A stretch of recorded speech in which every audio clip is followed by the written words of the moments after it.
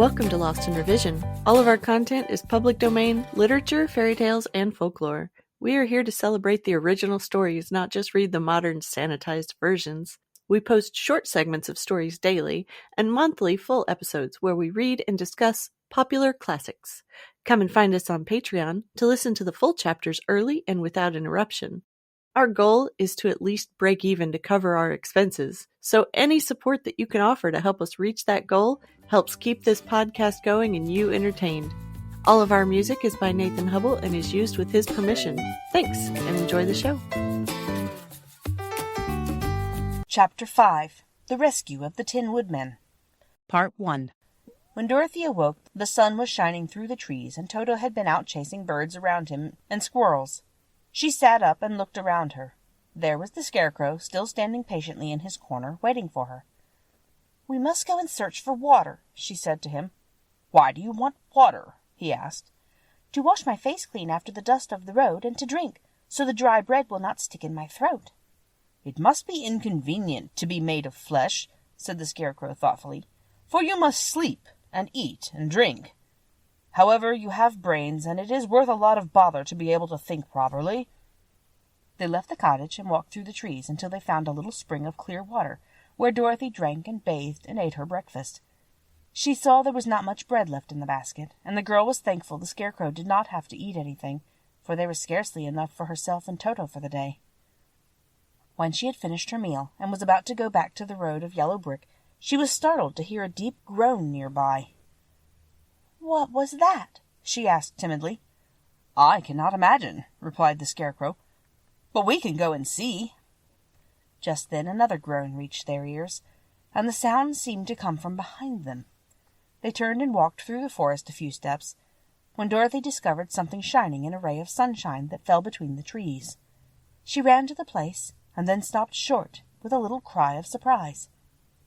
One of the big trees had been partly chopped through, and standing beside it, with an uplifted axe in his hands, was a man made entirely of tin. His head and arms and legs were jointed upon his body, but he stood perfectly motionless, as if he could not stir at all. Dorothy looked at him in amazement, and so did the Scarecrow, while Toto barked sharply and made a snap at the tin legs, which hurt his teeth. "Did you groan?" asked Dorothy. "Yes," answered the Tin Man. "I did. I've been groaning for more than a year, and no one has ever heard me before or come to help me." "What can I do for you?" she inquired softly, for she was moved by the sad voice in which the man spoke. "Get an oil can and oil my joints," he answered. "They are rusted so badly that I cannot move them at all. If I am well oiled, I shall soon be all right again. You will find an oil can on a shelf in my cottage." Dorothy at once ran back to the cottage and found the oil can, and then she returned and asked anxiously, "Where are your joints?" "Oil my neck first," replied the Tin Woodman. So she oiled it, and as it was quite badly rusted, the Scarecrow took hold of the tin head and moved it gently from side to side until it worked freely, and then the man could turn it himself.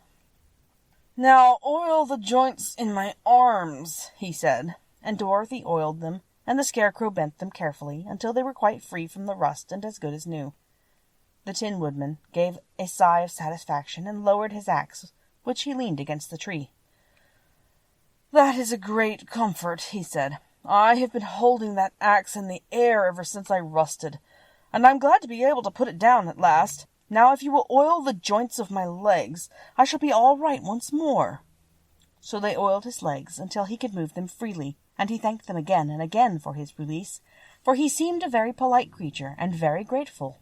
"I might have stood there always if you had not come along," he said, "so you have certainly saved my life. How did you happen to be here?" "We are on our way to the Emerald City to see the great Oz," she answered, "and we stopped at your cottage to pass the night." "Why do you wish to see Oz?" he asked. "I want him to send me back to Kansas, and the Scarecrow wants him to put a few brains into his head," she replied. The Tin Woodman appeared to think deeply for a moment. Then he said, "Do you suppose Oz could give me a heart?" "Why, I guess so," Dorothy answered, It would be as easy as to give the Scarecrow brains." "True," the Tin Woodman returned. "So, if you will allow me to join your party, I will also go to the Emerald City and ask Oz to help me." "Come along," said the Scarecrow heartily, and Dorothy added that she would be pleased to have his company. So the Tin Woodman shouldered his axe, and they all passed through the forest until they came to the road that was paved with yellow brick. The Tin Woodman had asked Dorothy to put the oil can in her basket. "For," he said, "if I should get caught in the rain and rust again, I would need the oil can badly." It was a bit of good luck to have their new comrade join the party, for soon after they had begun their journey again, they came to a place where the trees and branches grew so thick over the road that the travelers could not pass. But the Tin Woodman set to work with his axe, and chopped so well that soon he cleared a passage for the entire party. Thanks for joining us today.